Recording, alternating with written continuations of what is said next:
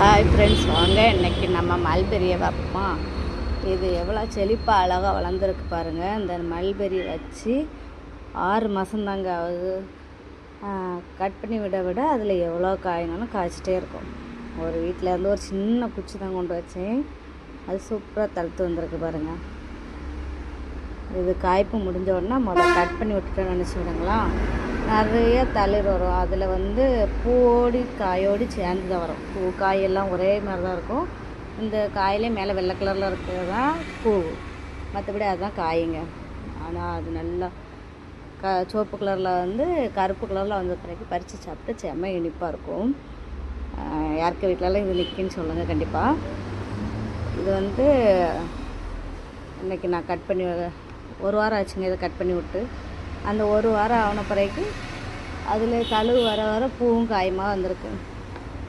இதில் இருந்தே 2-3 கம்பை நம்ம கீழே ஊனி விடுவோம்னு சொல்லிட்டு ஊனி வேற வச்சுருக்கேன். அதே காணிக்கே அது 3 கம்பு தான் வச்சு. அந்த 3 கம்பே சூப்பராக தழுத்து வந்திருக்கு. இது காய் வந்த பிறகு ஒரு 2 இழந்த காய்க்கு மேலே உள்ள இலையை கொஞ்சம் கட் பண்ணி விட்டோன்னா காய் கொஞ்சம் பறக்கும், கொஞ்சம் பெரிய காயாக வரும். அதுக்காண்டி அதை கொஞ்சம் கட் பண்ணி விட்டுட்ருக்கணும். எல்லா கிளையிலையும் அப்படி காய்க்கு மேலே கட் பண்ணி விட்ருங்க. பார்த்திங்களா, எப்படி இதை கட் பண்ணி விட்டால் போதும்.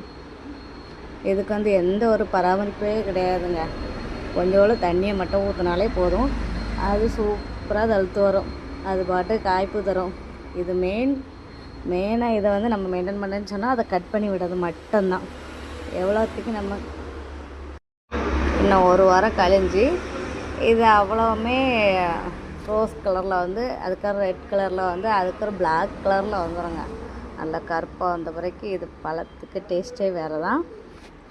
அது சாப்பிட்டவங்களுக்கு கண்டிப்பாக தெரியும். சாப்பிடாதவங்களும் கமெண்ட் பண்ணுங்கள்.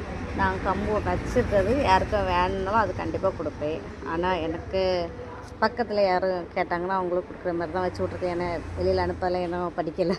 அதனால் பார்த்திங்களா, நான் வச்சு விட்ருந்த 3 கம்புமே சூப்பராக தழுத்து வருது. எல்லாத்துலேயும் தழுவு வந்துருக்கு பாருங்கள். இது தழுவுலேயே இடத்துல பூவோடு சேர்ந்து தான் வரும். இன்னும் ஒரு வாரத்தில் எதுவுமே பூவோடி தான் கிடக்குங்க, பூ காயோடி.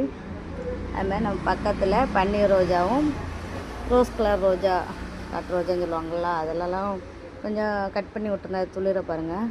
அதுவே கம்பை வேஸ்ட்டு பண்ண மாட்டேன். அப்படியே அது பக்கத்துலேயே ஊனி விட்டுறது பழக்கம்.